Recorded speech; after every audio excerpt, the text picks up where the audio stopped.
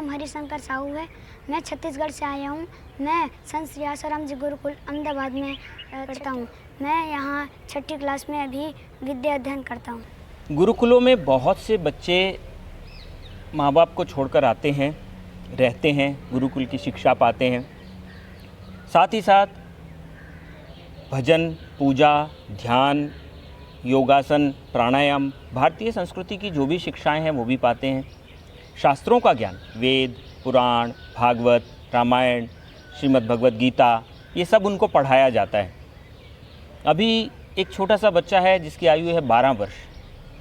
12 वर्ष बहुत कम आयु होती है। 12 वर्ष में वो अपने माता पिता को छोड़कर संत श्री आसाराम जी गुरुकुल अहमदाबाद में रहता है।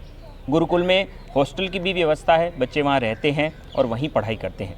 ऐसे ही हॉस्टल में एक बच्चा रहता है जिसका नाम है हरिशंकर।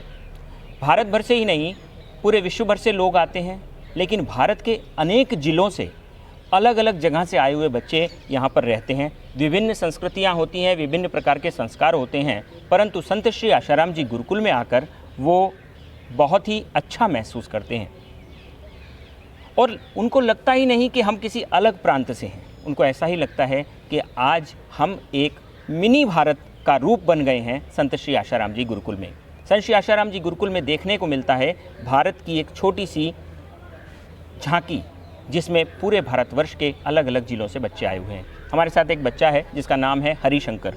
हरिशंकर, कहाँ से हो? मैं छत्तीसगढ़ से हूँ। आपकी उम्र कितनी है? 12 वर्ष। अच्छा, अभी आप कौन सी क्लास में पढ़ रहे हो गुरुकुल में? मैं 6th क्लास में हूँ। 6th क्लास में हो? अच्छा, गुरुकुल में क्या पढ़ाया जाता है और गुरुकुल के टीचर आपको क्या सिखाते हैं? हमें तो बहुत सारे विषय सिखाए जाते हैं और हमें जैसे कि कंप्यूटर, साइंस, मैथ्स और आदि सिखाए जाते हैं। पढ़ाई में हमको कंप्यूटर, विज्ञान दोनों चीज़ अच्छी लगती है। दोनों चीज़ अच्छी लगती है। कंप्यूटर और विज्ञान, साइंस ज़्यादा अच्छा लगता है, मतलब कंप्यूटर और साइंस आपको ज़्यादा बेटर लगता है। तो मैं इसी साल आया हूँ। इसी साल आए हैं। तो इससे पहले कौन से स्कूल में पढ़ते थे? इससे पहले गांव के स्कूल में पढ़ते थे। स्कूल में कैसा लगा? और बच्चों के साथ रहते हो, टीचर्स आपको कैसा प्यार करते हैं? क्या सिखाते हैं, क्या पढ़ाते हैं टीचर्स आपको? टीचर्स ऐसा प्यार करते हैं कि हमको माता जी पिताजी की कभी याद नहीं आती। सबसे अच्छा क्या लगता है आपको? सबसे अच्छा तो संध्या करने लगता है कि सुबह की संध्या, दोपहर की संध्या, शाम की संध्या। सुबह हम सबसे पहले ओंकार का गुंजन करते हैं, त्राटक करते हैं, जप करते हैं, सत्संग सुनते हैं हम। उसके बाद हम आसन करते हैं। आसन में सूर्य नमस्कार, पादपश्चिमोत्तानासन, चक्रासन आदि आसनें होती है। हम जब सुबह हमें गुरु गीता सिखाई जाती है, ईश्वर की ओर और गुरु भक्ति योग सिखाए जाते हैं। ये सब हमें सिखाए जाते हैं। अच्छा, 4 बजे उठ जाते हैं।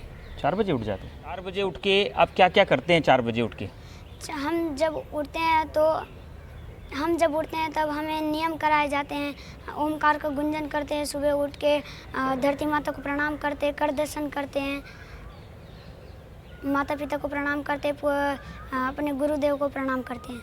तो सुबह सुबह श्लोक करवाया जाता है, कराग्रे वस्ते लक्ष्मी? हाँ। तो आपको आता है? हाँ। सुनाओगे? कराग्रे वस्ते लक्ष्मी, कर मध्ये सरस्वती, कर मूले तु गोविंद, प्रभाते कर दर्शनम। बहुत बढ़िया।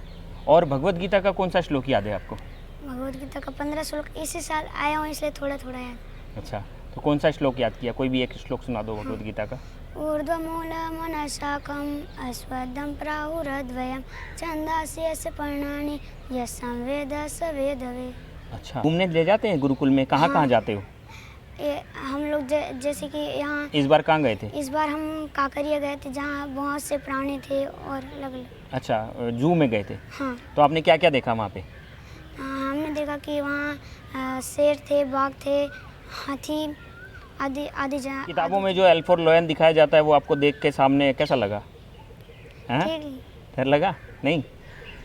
प्रैक्टिकल जीवन की भी शिक्षा दी जाती है गुरुकुल में। किताबों में जो एल फॉर लॉयन पढ़ाया जाता है या सी फॉर कैट पढ़ाया जाता है, एम फॉर मंकी पढ़ाया जाता है, लेकिन ये सारी शिक्षाएं केवल किताबों तक ही आजकल सीमित होती जा रही हैं। बच्चों को प्रैक्टिकल जीवन की भी बहुत आवश्यकता है, इसीलिए इनको प्रैक्टिकल अनुभव करवाया जाता है इन चीज़ों का। चित्रकला प्रतियोगिता होती है आपके यहाँ पे? हाँ। तो आपको आर्ट बनाना अच्छा लगता है? हाँ। आपने क्या बनाया था इस बार आर्ट में? इस बार हमने चित्र संयोजन बनाया था जिसमें। अच्छा, उस कहानी के ऊपर आपने एक चित्र बनाया था। हाँ। देखिए, चित्रकला प्रतियोगिता होती हैं, आध्यात्मिक शिक्षा दी जाती है, ध्यान, पूजा, पाठ, नियम तो कराया ही जाता है, साथ ही साथ कंप्यूटर और साइंस की शिक्षा दी जाती है, जो कि इस बच्चे को बहुत अच्छा लगता है। मम्मी पापा के पास रहते थे और उस पुराने स्कूल में जो पढ़ते थे और इस स्कूल में जो पढ़ते हो, उसमें क्या डिफरेंस महसूस होता है? यहाँ के स्कूल में ज़्यादा अच्छा लगता है कि वहाँ के स्कूल में ज़्यादा अच्छा लगता था? यहाँ के स्कूल में ज़्यादा अच्छा लगता है, क्योंकि वहाँ के स्कूल में संध्या ना कुछ, यहाँ जब 12 बजती है तब क्लास नहीं, उसका संध्या होती है। हर चीज़ नियमित होती है, जो नियम से होती है। आपको इतने बजे खाना, इतने बजे उठना, इतने बजे सोना, इतने बजे खेलना। अच्छा, खेलने में क्या क्या अच्छा लगता है आपको? खेलने में फुटबॉल और हैंडबॉल, ऐसी चीज़ें। क्या क्या खिलाया जाता है यहाँ पे? हैंडबॉल, फुटबॉल, क्रिकेट कभी कभी हो जाती है। आपको कौन सा खेल अच्छा लगता है सबसे अच्छा? फुटबॉल। फुटबॉल सबसे अच्छा लगता है। फुटबॉल खेलते हो? हाँ। बराबर। और गुरुकुल में कौन से टीचर आपको सबसे अच्छे लगते हैं? टीचर में तो सभी टीचर अच्छे। सभी टीचर अच्छे लगते हैं। अच्छा, और यहाँ की पढ़ाई में और वहाँ की पढ़ाई में क्या अंतर महसूस होता है? वहाँ जब मैं गांव के स्कूल में पढ़ता था, वहाँ ना साइंस अच्छे से सिखाया जाता ना कंप्यूटर, और इसलिए मेरे को वहाँ अच्छा नहीं लगता था।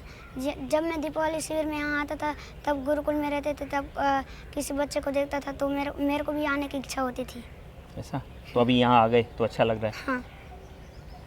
अच्छा, अभी एक लास्ट में कि परम पूज्य संत श्री आशाराम जी बापू, जो हमारे गुरुदेव हैं, मम्मी पापा ने भी दीक्षा लिया होगा, तो अपने गुरुदेव का सानिध्य पाके, उनके आश्रम में रह के, उनके आश्रम में चल रहे इन गुरुकुलों के बारे में कैसा महसूस करते हो और क्या कहना चाहते हो बापूजी के लिए?